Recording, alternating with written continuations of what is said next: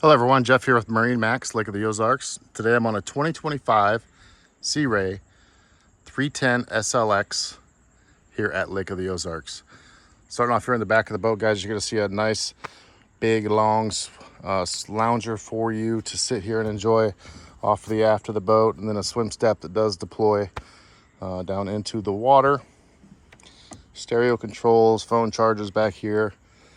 Stepping into the boat, guys, we got the stone interior on this color, the vinyl woven flooring. We come here, we've got trash can, swim step that deploys for the dock right here. Cooler on top.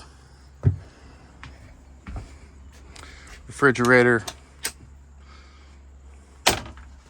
Stone interior. Sunshade that opens, closes with ease. Coming to the helm. Axis joystick controls, electronic binnacles, auto trim, dual SIMRAD screens here to display all of the electronics and controls, fusion audio system for the boat. Come in here, you've got a nice large head. Beautifully done. Bow of the boat, nice wide bow, windlass anchor, all control from here from the helm.